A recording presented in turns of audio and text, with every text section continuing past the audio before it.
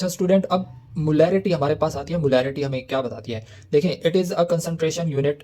ठीक है, ये कंसंट्रेशन यूनिट है। अब कंसंट्रेशन से बात मोलैरिटी से जुड़ती है, तो इसी वजह से मैंने मोलैरिटी को भी एक्सप्लेन करना ज़रूरी समझा। तो बेसिकली हमें असल में ये मोलर सॉल्यूशन ही बनाने के लिए कहा जा रहा है, सही है। तो मोलैरिटी ये है कि कंसंट्रेशन यूनिट है। ठीक है, ये क्या बताती है हमें? ये बताती है कि number of moles of solute. तो NaCl के नंबर ऑफ मोल्स कितने हैं, ठीक है, dissolved in 1 decimetre cube 1 litre of a solution, ठीक है, ऑफ द सोल्यूशन। तो NaCl जो है वो सोल्यूट के तौर पे एक्ट कर रहा है, यहाँ पे सोल्यूट है, और अगर हम उसको 1 लीटर के अंदर ऐड करते हैं, ठीक है, तो हम देखेंगे कि NaCl की कितनी मिकदार, नंबर ऑफ मोल्स मतलब उसके मोल्स की तादाद, वो कितने मोल्स उसके पानी के अंदर हमने ऐड किए 1 लीटर के अंदर। ये बात जहन में रखना है कि 1 लीटर, मोलैरिटी 1 लीटर, ठीक है। तो 1 लीटर के अंदर जितना NaCl के मोल्स हम डिजॉल्व करेंगे उसको, वो उसकी मोलैरिटी कहलाएगी, ठीक है। तो इसको हम रिप्रेजेंट करते हैं कैपिटल M से। अच्छा, अब देखें, 1 लीटर जो है वो तकरीबन अप्रॉक्सीमेटली, अगर नॉर्मल वाटर देखें जो हम पीने वाला लेते हैं, अगर ये 1 लीटर वाटर अगर हम लें तो ये तकरीबन 1 kg के बराबर होता है। मतलब 1 kg से थोड़ा सा कम होता है, लेकिन अप्रॉक्सीमेटली इसको हम बराबर कह सकते हैं। तो मोलैरिटी का हमारे पास जो फार्मूला है ना, वो, ये तो मैंने आपको बता दिया, कैपिटल M से डिनोट करते हैं। मोलैरिटी का फार्मूला होता है number of moles of solute volume of solution. लेकिन ये बात याद रखें कि volume of solution in decimetre cube 1 litre, ठीक है, मतलब लीटर में होना चाहिए। 1 डेसीमीटर क्यूब 1 लीटर क्यूब को ही कहते हैं 1 डेसीमीटर क्यूब, ठीक है। तो number of moles of solute. अब देखें, अब हमने 1 मोलर सोल्यूशन तैयार करना है। अगर हमें ये चीज़ पता लग जाए कि हमने सोल्यूट के मोल्स कितने लेने हैं, ठीक है, ये तो हमें पता है ना कि वॉल्यूम ऑफ सोल्यूशन, मतलब जो हम सोल्यूशन का वॉल्यूम रखेंगे वो 1 लीटर होना चाहिए, उससे ज़्यादा नहीं होना चाहिए। तो इसके लिए हमारे पास एक फ्लास्क भी होगी जो कि 1 लीटर की होगी, ठीक है। लेकिन अभी हमारा प्रॉब्लम ये है कि हमें सोल्यूट के मोल्स मालूम करने हैं। तो मोल्स क्या होते हैं ये भी हम आगे जाके डिफाइन करते हैं, ठीक है। अब इसी फार्मूले को, मोलैरिटी के फार्मूले को, ये नंबर ऑफ मोल्स जो है ये एक और फार्मूला है, ठीक है। अगर हम इसको देखें तो वो ये है, नंबर ऑफ मोल्स बराबर होते हैं mess divided by molar mass. तो मैस जो है ग्राम में लिया जाता है और मोलर मैस जो है उसका यूनिट होता है ग्राम पर मोल, ठीक है। तो अब इसी फार्मूले को, ये एक ही फार्मूला याद कर लें। यहाँ पे तो हमने ये यूज़ करना है, लेकिन आगे जाके हमने फिर इसके अंदर ये भी हमारा फार्मूला यूज़ होगा। मतलब आपको ये इसकी जो है वो ये वाला फार्मूला भी पता होना चाहिए कि ये ओपन फॉर्म किस तरह है इस फार्मूले की। ये बेसिकली तीनों ये दोनों फार्मूले सेम हैं, और ये फार्मूला जो है वो ये चीज़ है। तो नंबर ऑफ मोल्स है mess divided by molar mass. तो ये असल में आयोनिक कंपाउंड हो, मोलर मास जो है वो मॉलिक्यूल के लिए होता है, ठीक है। तो अगर हम आयोनिक कंपाउंड ले रहे हो तो उसके मोलर मास को हम फार्मूला मास कहेंगे। बाकी मेथड वही सेम होगा काउंट करने का, ठीक है। In case of ionic compounds जैसा कि NaCl हो, ठीक है, we called formula mass instead of molar mass. तो NaCl के केस में हम, आयोनिक कंपाउंड है क्योंकि, तो आयोनिक कंपाउंड के मोलर मास को फार्मूला मास कहते हैं, बस नाम चेंज है, ये बात याद रखिए। Number of moles of solute basically हमारा टारगेट है। तो number of moles of solute जो है उसका फार्मूला देखें, mess divided by molar mass. तो हमें जो है वो मैस चाहिए, हम ये देखना चाहते हैं कि कितना मैस हम NaCl का लें, ठीक है, और उसका मोलर मैस कितना होना चाहिए, ताकि हमारे पास नंबर ऑफ मोल्स जो है वो हम काउंट कर सकें, मतलब नंबर ऑफ मोल्स हम मालूम कर सकें। तो स्टूडेंट देखें, अगर हम क्वेश्चन पे गौर करें तो यहाँ पे लिखा हुआ है प्रिपरेशन ऑफ 1 मोलर। तो इसका मतलब ये है कि मोलैरिटी या मोलर नंबर ऑफ मोल्स जो है ना वो 1 होंगे। यहाँ पे ये हमें डाटा बता रहा है कि नंबर ऑफ मोल्स कितने हैं, 1 या 1 मोलर, ठीक है। तो सोल्यूशन बेसिकली हमारा 1 मोलर होगा, तो उसके लिए मोल्स जो होंगे वो 1 मोल होगा।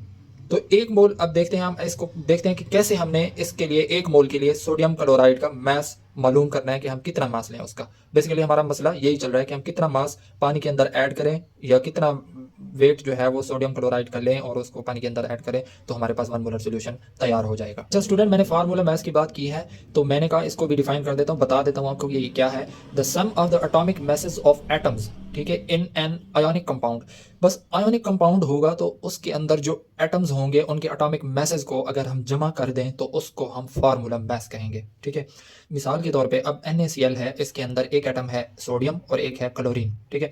तो सोडियम का जो एटॉमिक मैस है वो 22.8 98977 और क्लोरीन का एटॉमिक मास जो है 35.453। अब मसला आ जाता है कि ये हमें कहाँ से पता लगा, तो इसके लिए हमें जाना पड़ेगा पीरियोडिक टेबल की तरफ। हमारा जो मसला चल रहा है वो नंबर ऑफ मोल्स है, नंबर ऑफ मोल्स जो है, फिर आगे वो मास डिवाइडेड बाय मोलर मास। तो अब मास और मोलर मास को आप फार्मूला मास भी कह सकते हैं, क्योंकि यहाँ कंपाउंड हम ले रहे हैं आयोनिक कंपाउंड, तो उसके मोलर मास की जगह पे हम फार्मूला मास लिखेंगे, ठीक है। तो यही फार्मूला इसको हम मालूम करेंगे, यहाँ पुट करेंगे, तो यहाँ जैसे वो ये वाली वैल्यू पुट करेंगे तो हमें ये इतना वॉल्यूम लेके वो टोटल मोलैरिटी जो है हमें फिर 1 मोलर सोल्यूशन हमारा तैयार हो जाएगा, उसकी मोलैरिटी होगी 1 मोल, ठीक है, 1 मोलर। तो अभी हम देखते हैं कि नेक्स्ट किस तरह होता है ये। अच्छा स्टूडेंट देखें, हम पीरियोडिक टेबल पे आ चुके हैं, ठीक है। हम बेसिकली एटॉमिक मैसेज, हमें नहीं पता था कि एटॉमिक मैसेज कैसे पता करने हैं, तो हमने देखा पीरियोडिक टेबल के अंदर। अब ये जो पीरियोडिक टेबल के अंदर एटॉमिक मैसेज हैं, ये साइंटिस्ट्स ने कैलकुलेट किए हुए हैं एक्सपेरिमेंट से, ठीक है। तो ये इसकी डिटेल में हम नहीं जाएंगे। तो ये एटॉमिक मैसेज हमें उन्होंने बता दिए हैं कि ये है इतना, ठीक है। तो ये देखें सोडियम का अब यहाँ पे लिखा हुआ है 22.98977, ठीक है।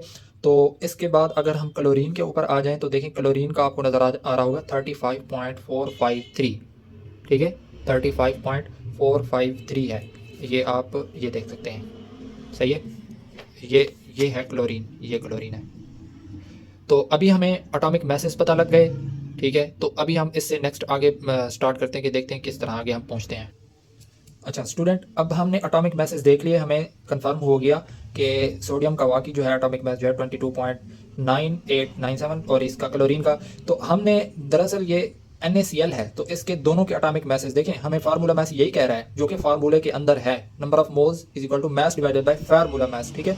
तो वो बता रहा है फार्मूला मास हमें कि the sum of the atomic masses of atoms in an ionic compound. तो एटॉमिक एटम के मास लें, उनको ऐड करें, तो उसको हम कहेंगे फार्मूला मास। अब ये हमारे पास फार्मूला मास आ गया, तो फार्मूला मास से रिलेटेड आगे ग्राम फार्मूला मास है, तो यहाँ से हमारी सारी कन्फ्यूजन जो है वो क्लियर हो जाएगी। देखिए ग्राम फार्मूला मास हमें क्या कहता है, ये क्या है, the formula mass of ionic compound. अच्छा ये आयोनिक कंपाउंड का होता है, ये बात आप याद रखें, क्योंकि हम यहाँ पे NaCl की बात कर रहे हैं और मैं बार बार आपको बता रहा हूँ कि NaCl जो है आयोनिक कंपाउंड है, ठीक है, कंपाउंड है और उसकी टाइप आयोनिक है। तो the formula mass of an ionic compound, ठीक है, ये फार्मूला मास है, ठीक है, किसका, आयोनिक कंपाउंड, ये आयोनिक कंपाउंड है, एक्सप्रेस्ड इन ग्राम्स। अगर उसको जाहिर किया जाए ग्राम्स में, मतलब इसके साथ यूनिट ग्राम लगा दिया जाए, is called gram formula mass, ठीक है, इसको ग्राम फार्मूला मास कहते हैं। अब ग्राम फार्मूला मास की तरफ हम क्यों आए, इस वजह से क्योंकि यही चीज एक मोल कहलाती है, this is also called a mole, ठीक है। तो अब हम मोल पर पहुंच गए, ठीक है। अब हमने ये मास लिया, हम कैसे कैलकुलेट किया ये सारा मैंने आपको बता दिया, मैथ्स लिया, उसके साथ अब ग्राम फार्मूला मैथ्स हमें बताता है कि अगर आप इसके मैथ्स के साथ ग्राम लगा दें, तो फार्मूला मैथ्स के साथ ग्राम लगा दें तो इसको 1 मोल कहते हैं। अब ये इस इंफॉर्मेशन से हमने ये बात अखज़ की कि 1 ग्राम फार्मूला ऑफ NaCl, ठीक है, NaCl का 1 ग्राम फार्मूला बराबर होता है 58.5 ग्राम के, ठीक है, इसको अप्रॉक्सीमेटली कर लिया है मैंने। तो यही चीज़ बराबर होती है 1 मोल ऑफ सोडियम क्लोराइड के। तो इसका मतलब ये है कि अगर हम 58.5 ग्राम NaCl तोल लें, ठीक है, वेट बैलेंस के ऊपर, तो उसको 1 लीटर पानी के अंदर ऐड कर दें और डिजॉल्व कर दें, तो हमारे पास 1 मोलर सोल्यूशन तैयार हो जाएगा। तो कंफ्यूजन दूर हो गई यहाँ पे। अगर मोल्स जो हैं NaCl के 1 मोल हों तो इसका मास कितना होगा, 58.5 या 58.44 ग्राम अप्रॉक्सीमेटली। तो अब हमें फार्मूले की तरफ जाना है कि किस तरह हम इसको उस फार्मूले के अंदर पुट करेंगे।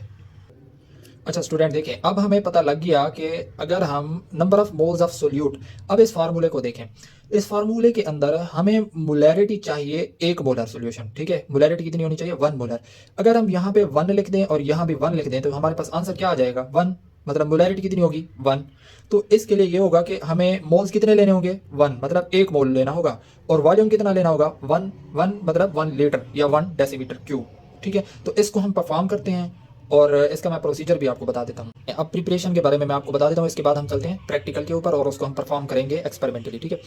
तो देखिए प्रिपरेशन के अंदर है 1 molar solution is prepared by dissolving, मतलब हल करने से 1 मोलर सोल्यूशन तैयार किया जाता है बाय डिजॉल्विंग, हल करने से क्या, 1 मोल ऑफ द सोल्यूट, यहाँ पे जो NaCl है 1 मोल सोल्यूट का ऐड कर दें तो 1 मोल कितने के बराबर होता है, मैंने अभी आपको बताया है कि ग्राम फार्मूला मैथ्स वाले से कि 58.44 या 58.45 ग्राम जो है वो इसके 1 मोल के बराबर है, ठीक है। तो वो ऐड कर दें इनसुफिशिएंट, काफ़ी अमाउंट ऑफ वाटर, मतलब वाटर उसमें ज़्यादा होगा, बहुत ज़्यादा होगा, काफ़ी होगा।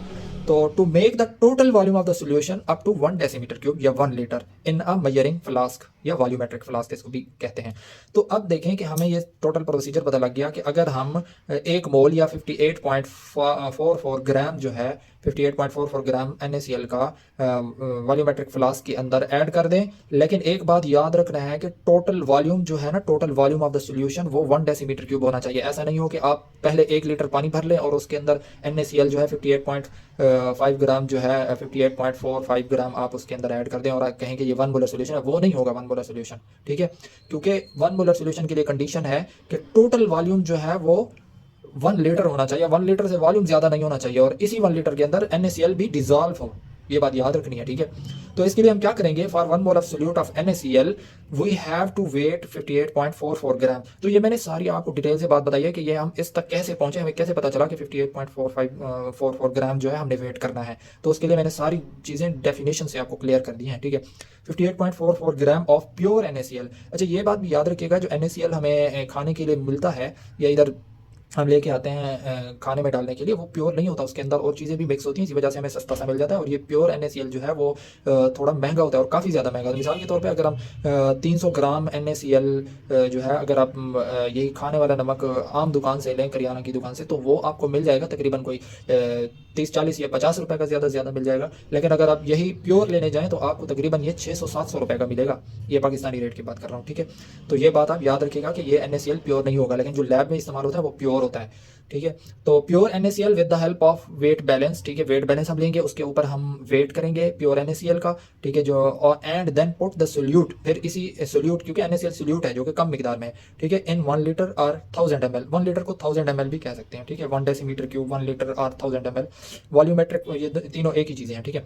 वॉल्यूमेट्रिक फ्लास्क लेंगे, उसके अंदर ऐड करेंगे and then fill the flask. अब ये डिजॉल्व करने के बाद फिर हम ना ऐसा ऐसा पानी डालेंगे और उसका टोटल वॉल्यूम जो है वो, मतलब पहले थोड़ा सा पानी डाल के हम हल कर लेंगे, फिर उसके बाद जो है उसको शेक करके जैसे ही वो कम्प्लीटली डिजॉल्व हो जाएगा, फिर हम उसके अंदर मजीद पानी डाल के उसको मार्क तक फिल कर देंगे, ठीक है, fill the flask up to the mark. तो उसके ऊपर निशान लगा होगा, ठीक है, वो मैं आपको उधर बता भी दूंगा। तो make sure the solute is completely dissolve, मतलब हमें ये यकीन दहानी कर लेनी चाहिए, हमें ये लाजमी चेक करना चाहिए कि सोल्यूट जो है वो कम्प्लीटली डिजॉल्व हो गया हो, ठीक है। तो ये हमारा 1 मोलर सोल्यूशन प्रिपेयर्ड हो जाएगा। तो ये देखने में बड़ा आसान है, सिंपल है, लेकिन इसके अंदर काफ़ी चीज़ें हैं जो कि मतलब हम बना तो लेते हैं लेकिन हमें उसकी मुकम्मल केमिस्ट्री समझ नहीं आती। तो उसको बनाने के बाद अभी हम चलते हैं प्रैक्टिकल की तरफ। तो प्रैक्टिकल के बाद मैं फिर उसके अंदर मजीद जो केमिस्ट्री है वो भी फिर मैं आपको यहाँ पे एक्सप्लेन करूँगा। तो ये एक फुल कंसेप्ट आपके पास आ जाएगा मुलर सोल्यूशन का।